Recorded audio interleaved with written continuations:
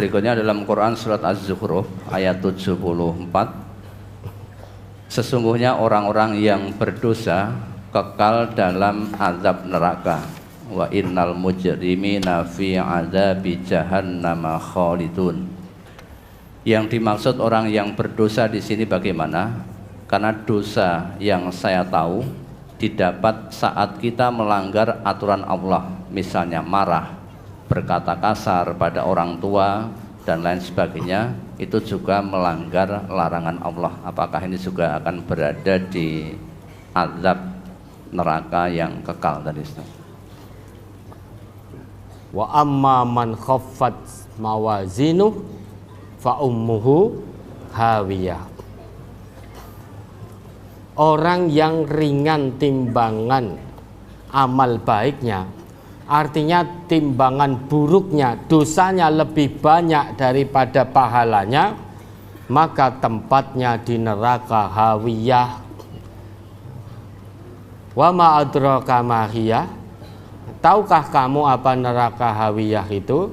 Narun hamiyah, neraka yang menyala-nyala, mencapai puncak panasnya.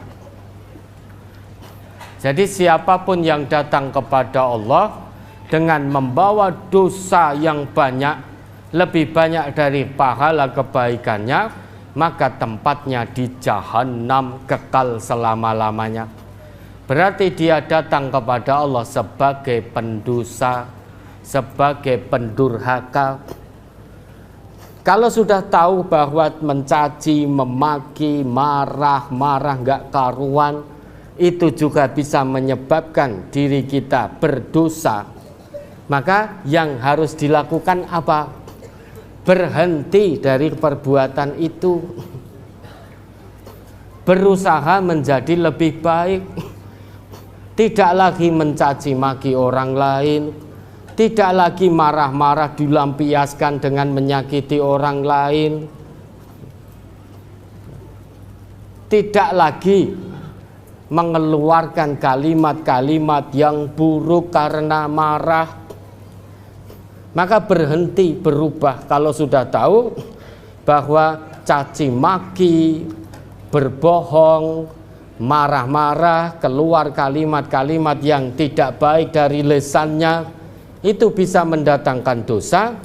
Jalan terbaik yang harus dilakukan berhenti dan tobat kepada Allah, tobat nasuha. Bukankah Nabi kita juga berpesan, man kana yu'minu billahi wal yaumil akhiri falyakul khairan au liyasmut. Man, siapapun, siapa saja, tidak peduli, entah laki, entah perempuan, entah tua, muda, remaja, pejabat, rakyat, kaya, miskin, sehat, sakit, asal dia beriman kepada Allah dan hari akhir, sebagai bukti keimanannya, falyakul khairan, hendaklah dia berkata baik. Sehingga yang keluar dari lisannya hanya hal-hal yang baik, bukan ghibah, bukan omongan yang bohong, bukan janji palsu, janji yang diingkari, bukan caci maki, bukan misuh-misuh, tetapi omongan yang baik dan bermanfaat. Kalau sadar dirinya tidak bisa berucap yang baik, biar dirinya tidak menjadi berdosa, au liyasmut, pilihannya diam, mingkem, tutup mulutnya. Kalau sudah tutup mulut, kira-kira bisa tidak seseorang itu mencaci maki orang lain? Coba jenengan praktekkan. Silahkan ditutup mulutnya, terus silahkan mencaci orang lain. Bisa apa tidak? Paling tidak bisa. Maka indah sekali itu pesan Nabi kita. Allah anugerahkan kepadamu lisan. Lisan itu menurut fungsinya, menurut Allah dan Rasul, hanya untuk berbicara yang baik. Kalau lisanmu belum bisa berkata baik, pilihan keduanya, biar kamu tidak menjadi pendosa di hadapan Allah, diam. Nah kita kalau sudah diam begini, kan tidak keluar kalimat apapun dari lisan kita, maka bisa menghindari dosa, bisa menghindar dari omongan-omongan kasar, ucapan-ucapan kasar, ucapan mengandung kebohongan. Lah orang diam bagaimana mau berbohong dengan lisannya? Nek ngomong mungkin bisa, nek buka mulut, seutangmu tak sahur minggu ngarep ya, nah, itu bisa karena buka mulut. Tiba minggu ngarep ora disaur, berarti bohong ini.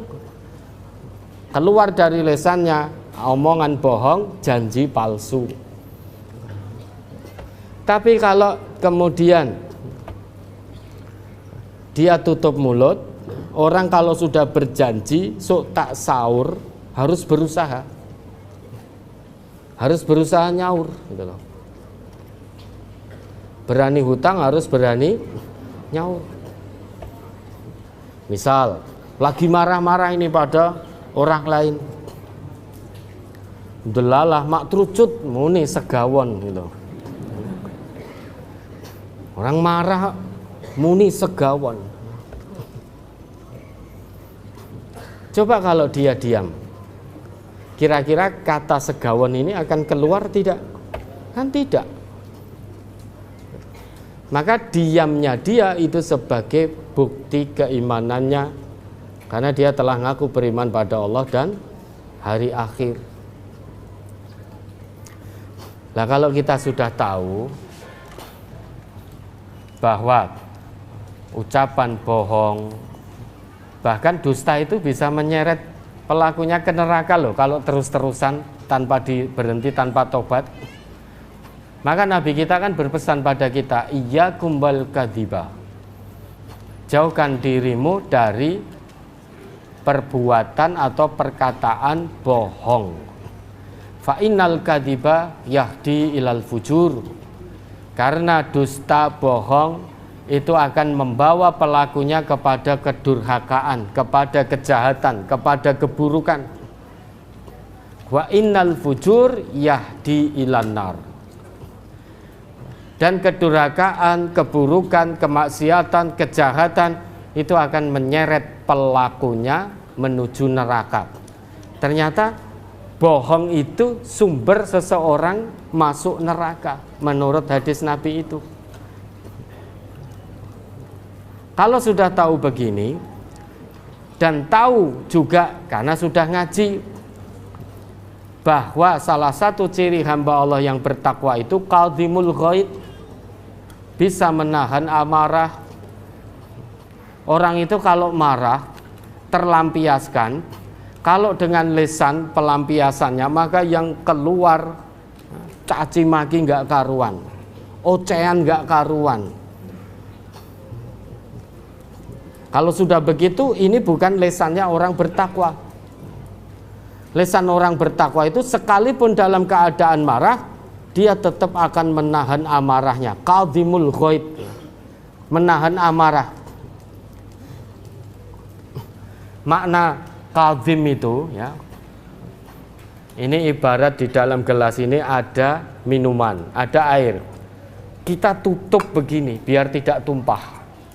Lah ini kadhim namanya. Kalau dibuka tanpa tutup, terus kita begini kan ini akan tumpah air. Lah bagaimana biar tidak tumpah? Kita tutup rapat. Maka diguncang di ini di itu, dijungkirkan juga tidak tumpah karena tutupnya rapat sekali. Itu makna dasar dari kadhim. Lah ketika kita marah, itu kan ada sesuatu yang mau tumpah. Dari dalam ini ada sesuatu yang mau tumpah. Maka kewajiban kita kalau kita ini ingin bertakwa di hadapan Allah, kita tutup rapat sesuatu yang mau tumpah itu. Bapak Ibu pernah duka? Kalau pernah duka kan di sini rasanya pengen keluar gitu. Maka bagaimana biar tidak keluar sehingga menjadi sumpah serapah nggak karuan? Tembok ora salah dijotosi, bar kuwi kelaran dhewe. Bagaimana biar tidak tumpah amarah dari dalam ini? Maka tahan, tutup sebagaimana kita tutup air di dalam gelas tadi, biar tidak tumpah. Itu makna dasar dari kazim. Maka kazimul ghaid, menahan amarah. Kalau sudah tahu orang bisa menahan amarah, itu salah satu ciri takwa. Dan sumpah serapah, misuh, dusta ini itu bisa menjadi sumber dosa. Maka jalan terbaik satu-satunya, hentikan semua perbuatan itu, tobat mohon ampun kepada Allah, sehingga yang tersisa hanya kebaikan demi kebaikan, datang menghadap kepada Allah bukan sebagai seorang mujrim, seorang pendosa, tetapi datang kepada Allah dengan membawa hati yang salim.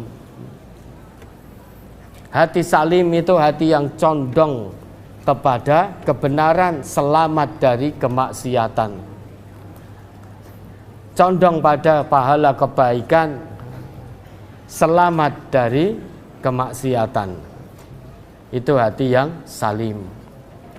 Ada lagi?